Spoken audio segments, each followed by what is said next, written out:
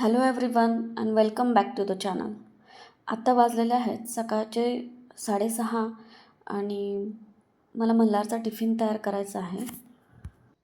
टिफिनसाठी मी पनीर पराठा बनवणार आहे. तर त्यासाठी लागणारे कणिक मी मळून घेतलेली आहे आणि पनीर पण किसून घेतलं आहे. त्यामध्ये आपण थोडासा बारीक चिरलेला कांदा घालायचा आहे आणि जे काही बेसिक मसाले आहेत आणि मीठ एवढंच ॲड करून स्टफिंग तयार करून घ्यायची आहे. मल्हारला पनीर पराठा खूप आवडतो. मग ज्या दिवशी पराठा असेल त्या दिवशी त्याला ब्रेकफास्ट आणि लंच दोन्ही टिफिन बॉक्समध्ये पराठाच हवा असतो. मोस्टली मल्हारच्या ब्रेकफास्ट टिफिनसाठी मी जो काही ब्रेकफास्ट बनवते तोच मी आमच्या दोघांसाठीही बनवते. सो आज मी पनीर पराठे आमच्या दोघांसाठी पण बनवणार आहे ब्रेकफास्टसाठी.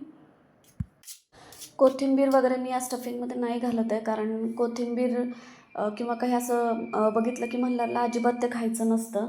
आणि मग घरी असेल की मग मी घालते सगळ्या ह्याच्यामध्ये आणि आपण त्याला समोर बसून खाऊ घालू शकतो की खाच म्हणून. पण स्कूलमध्ये तसं नाही आहे. त्याने टिफिन फिनिश करून यायला हवा, त्यासाठी मग थोडंफार त्याच्या मनाने पण ॲडजस्ट करावं लागतं.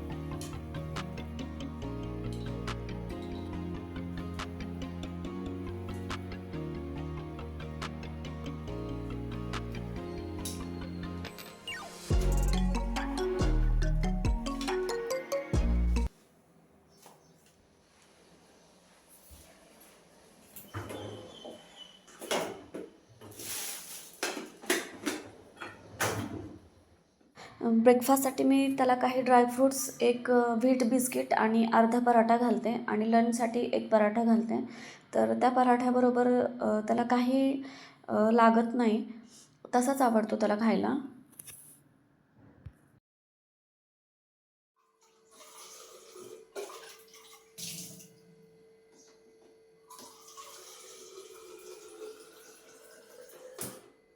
नंतर मी त्याची बॅग भरते आणि त्याचं आवरून देते पटकन स्कूलसाठी आणि मग बाकीचं आवरते माझं. आज स्कूलमध्ये जन्माष्टमी सेलिब्रेशन करणार होते, सो त्यांना इथनिक वेअर करून जायचं होतं. देन ॲज युज्युअल तो गेल्यानंतर मी माझं घर आवरलं, थोडंसं एक्झरसाईज केला and then breakfast.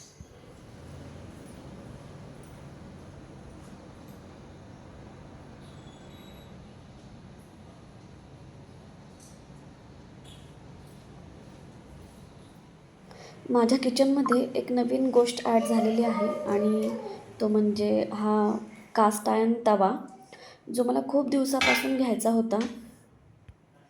So finally तो मी घेतला. प्रेस्टीजचा कास्ट आयर्न डोसा पॅन आहे हा आणि तो मी लोकल मार्केटमधून घेतलेला आहे.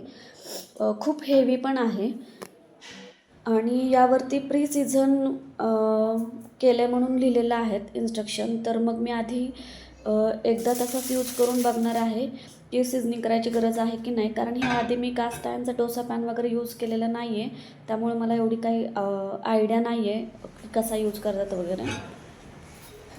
बट नॉनस्टिक यूज करण्यापेक्षा कास्ट आयर्न कधीही बेटर, म्हणून मग मी कास्ट आयर्न डोसा पॅन घेतला. सो आधी हा पॅन मी थोडंसं विम लिक्विड टाकून हलक्या हाताने वॉश करून घेतला. त्यानंतर तो एका क्लीन कपड्याने पूर्ण ड्राय केला आणि मग गॅसवर थोडंसं तेल लावून तो गरम केला आणि मग डोसा बॅटर पसरवून घेतलं पॅनवरती. बट डोसा काही माझा निघाला नाही, तो चिकटला पूर्णपणे.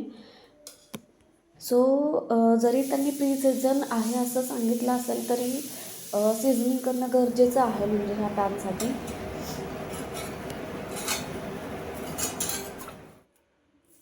तर तो चिटकलेला जो डोसा आहे तो आपल्याला कशानेच खरडून काढायचा नाही आहे. तो डोसा पॅन पूर्णपणे थंड होऊ द्यायचा आहे आणि नंतर त्यामध्ये पाणी घालून थोडा वेळ तो पॅन भिजत ठेवायचा आहे. सो आता डोसा पॅन सिझनिंग करायची प्रोसेस स्टार्ट करावी लागेल. तर त्यासाठी मी हा पॅन परत एकदा व्यवस्थित स्वच्छ धुवून घेतला आणि नंतर एका स्वच्छ कपड्याने तो पॅन मी पुसून घेतला, पूर्ण ड्राय केला आणि मग तो पॅन गॅसवर ठेवून त्याला थोडंसं जास्त तेल लावलं आणि तो एकदम स्लो गॅसवर गरम करायला ठेवला. त्या तेलामधून थोडीशी वाफ निघेपर्यंत आपल्याला हा डोसा पॅन गरम करायचा आहे. पण ही सगळी प्रोसेस आपल्याला एकदम स्लो गॅसवर करायची आहे. जास्त मोठा गॅस करायचा नाही आहे. तवा खूप जाड असल्यामुळे ह्या प्रोसेसला खूप टाईम लागतो. थोडीशी वाफ निघाल्यानंतर मी गॅस बंद केला होता. तो पॅन मी पूर्णपणे थंड केला. नंतर परत एकदा वॉश केला. ड्राय कपड्याने क्लीन कपड्याने एकदम ड्राय केला आणि नंतर त्या पॅनला थोडं आणखीन एकदा तेल लावलं खूप सारं आणि मग परत गॅसवर ठेवला तो आणि थोडंसं गरम झालं की त्यामध्ये 2 कांदे आहेत ते एकदम बारीक चिरून त्यामध्ये परतले. तर यामध्ये मी आणखीन थोडंसं तेल घालून हे कांदे चांगले काळे होईपर्यंत परतून घेणार आहे आणि नंतर गॅस बंद करून हा तवा मी पूर्णपणे थंड होऊ देणार आहे आणि परत 2 दिवस हीच प्रोसेस मी करणार आहे. तर यामध्ये मी आणखीन थोडासा कांदा चिरून टाकेल किंवा हाच कांदा मी यूज करेल. 2 दिवस हीच प्रोसेस आपल्याला फॉलो करायची आहे आणि तिसऱ्या दिवशी हा कांदा काढून हा पॅन व्यवस्थित क्लीन करून घ्यायचा आहे आणि नंतर त्याला 48 तासासाठी तेल लावून पूर्णपणे सगळीकडे तेल लावून एखाद्या कॅरी बॅगमध्ये किंवा एखाद्या सुती कपड्यामध्ये आपल्याला तो पॅन तसाच ठेवून द्यायचा आहे आणि त्यानंतर हा पॅन वापरण्यासाठी तयार होणार आहे.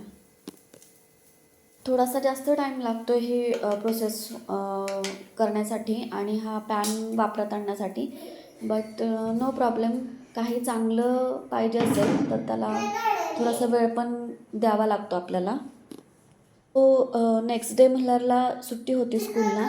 सो मी हॉल क्लीन करायचा ठरवलं. खरं तर मुलं शाळेत गेल्यानंतरच काम जास्त आवरतं. बट स्कूल नसेल तरी पण मग त्यांचा डब्बा वगैरे द्यायचा नाही आहे किंवा ब्रेकफास्ट द्यायचा नाही आहे, त्यांना रेडी करायचं नाही आहे, तर ह्यामध्ये पण आपल्याला खूप टाईम वाचतो. सो मग मी दुसरं काहीतरी काम आवरते या टाईममध्ये. सगळ्यात आधी मी घरामध्ये किंवा हॉलमध्ये जे काही तोरण किंवा हार लावलेले होते ते काढून घेतले. तर हे सगळे हार आणि तोरण मी गेल्या वर्षी ज्यावेळेस या घरामध्ये आम्ही शिफ्ट झालो होतो त्यावेळेस लावले होते आणि मग मी ते काढलेच नाहीत कारण ते म्हणजे दिसायला छान वाटत होते म्हणून. हे सगळे आर्टिफिशियल फुलांचे तोरण आहेत. दिसायला ते एकदम रिअल वाटतात आणि छान वाटतात, पण एवढ्या दिवसामध्ये त्याच्यावर खूप धूळ जमा झालेली होती. सो आधी ते क्लीन करण्यासाठी काढले मी.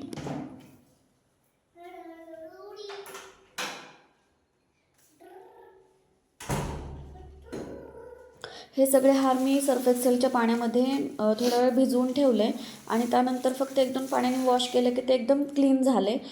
खूप काय एफर्ट्स नाही घ्यावे लागले ते हार धुण्यासाठी वगैरे. तर मला ही पूर्ण वॉल क्लीन करायची होती. लांबून याच्यावरती धूळ दिसत नाही आहे, पण हे जे मोल्डिंग आहेत आणि त्याच्यावर ज्या ह्या छोट्या छोट्या लाईन आहेत त्यावरती खूप सारी धूळ साठलेली होती. आधी मी झाडूनी पूर्ण धूळ काढून घेतली आणि वरच्या पूर्ण सगळ्या जाळ्या वगैरे काढून घेतल्या. सिलिंगच्या पण जाळ्या त्याबरोबर मी काढून घेतल्या. मोल्डिंगवरची धूळ पण झाडूने बऱ्या प्रमाणात निघाली होती, पण तरी त्याला एकदा कपड्याने पुसल्याशिवाय ते क्लीन होणार नव्हतं. सो आधी मी पूर्ण सगळ्या घरातून झाडूनी जाळ्या वगैरे काढून घेतल्या आणि नंतरनं ती मोल्डिंग आहेत त्या एका कपड्याने मी क्लीन करून घेतली. आधी मी ही फ्रेम काढली नव्हती, पण नंतर विचार केला की त्यामागे पण खूप धूळ असणार आहे. तर त्या फ्रेमला पण बॅक साईडला खूप सारी धूळ जमा झालेली होती.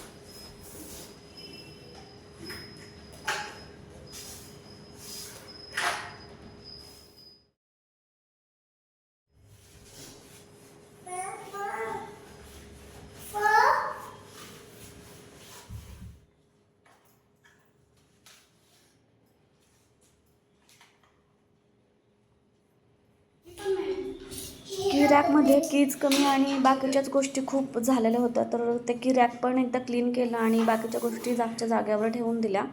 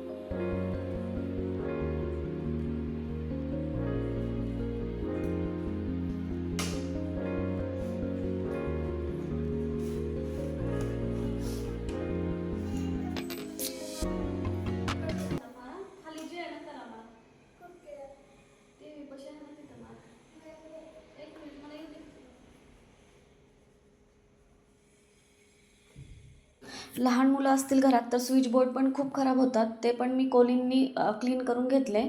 तर मल्हारला ते कोलिंनी क्लीन करायचे होते, सो मी त्याला दुसरा स्विच बोर्ड क्लीन करायला दिला.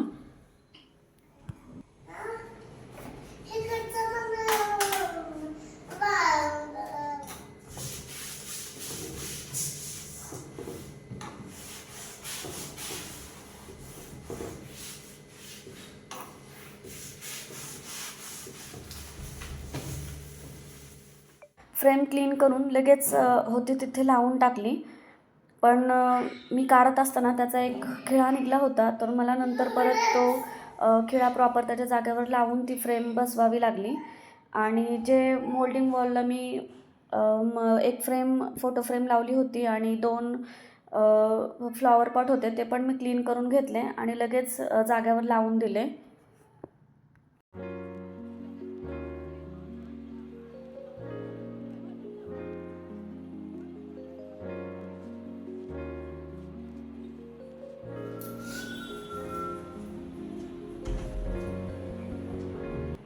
हे सोफा कवर्स आणि कर्टन्स मला आज वॉश करायलाच टाकायचे होते, पण आज मल्हार घरी असल्यामुळे मी तो प्लॅन कॅन्सल केला. कारण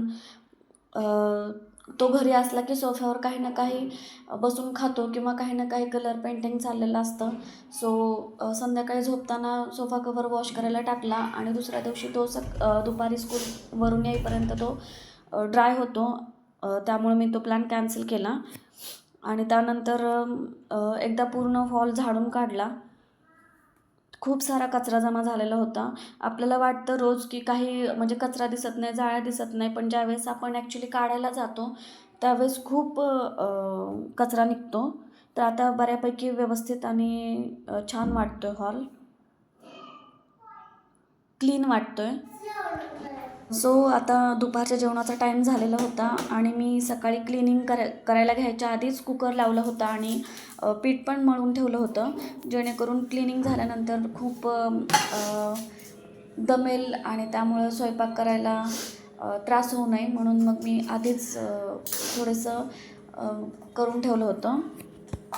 आज मी जेवणासाठी सिमला मिरचीची भाजी, वरण भात आणि मिरची भरलेली बनवणार आहे. तर भाजीसाठी मी कढईमध्ये थोडंसं तेल गरम केलं आणि त्यामध्ये मोहरी आणि जिरं परतून घेतलं आणि नंतर त्यामध्ये थोडंसं लसूण, कांदा आणि टोमॅटो घालून थोडंसं मीठ घालून छान परतून घेतलं.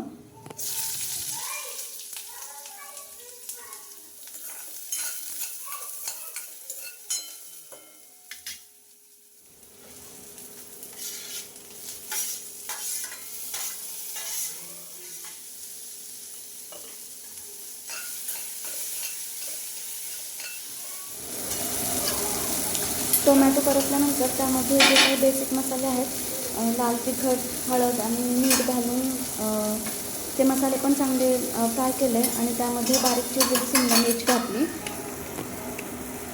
सिमला मिर्च थोडीशी फ्राय केल्यानंतर त्यामध्ये मी थोडीशी मसूर डाळ घातली. तर मला ही मसूर डाळ घातली सिमला मिरची खूप आवडते, छान लागते. डाळ घातल्यानंतर आपल्याला पाणी घालायचं नाही आहे. थोडंसं पाणी तुम्ही घालू शकता जळू नये म्हणून, पण ही डाळ शिजण्यासाठी आपल्याला पाणी घालण्याची गरज नाही लागत. शिमला मिरचीला जे पाणी सुटतं त्यामध्येच ही डाळ शिजते आणि भाजी सुक्कीच बनवायची होती, त्यामुळे मी पाणी नाही घातलं, तर सुक्कीच भाजी छान लागते. कुकर पण आधीच लावून घेतल्यामुळे माझं खूप काम सोपं झालं. स्वयंपाक थोडासा फास्ट उरकला मी. तर डाळ वरण बनवण्यासाठी मी इथे एका पातेल्यामध्ये थोडंसं तेल गरम केलं आणि त्यामध्ये थोडंसं मोहरी, जिरे, लसूण, कढीपत्ता आणि टोमॅटो याची फोडणी दिली आणि टोमॅटो छान शिजल्यानंतर त्यामध्ये थोडासा गूळ घातला.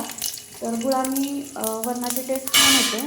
हिरवी मिरची पण घातली आणि हे सगळं छान परतल्यानंतर त्यामध्ये मुगाची डाळ जी मी शिजवली होती ती थोडंसं पाणी घालून या फोडणीमध्ये घातली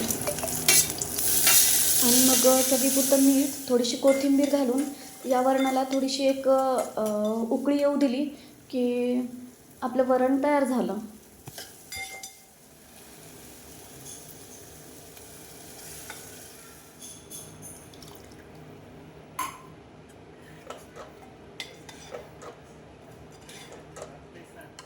खूपच इझी आणि झटपट होणारं वरण आहे हे आणि त्यात थोडासा गूळ घातला तर या वरणाला खूप छान टेस्ट येते.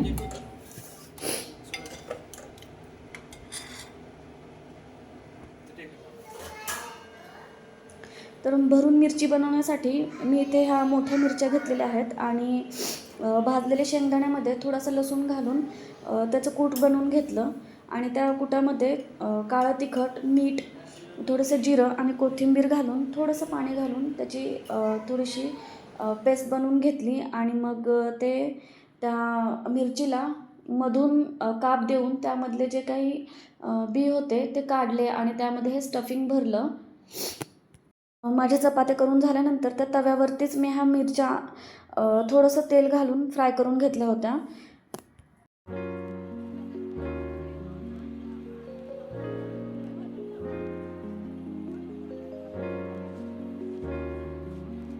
जेवण झाल्यानंतर मी जे तोरण धुवून ठेवले होते ते गॅलरीमध्ये वाळत घातले and that's it for today.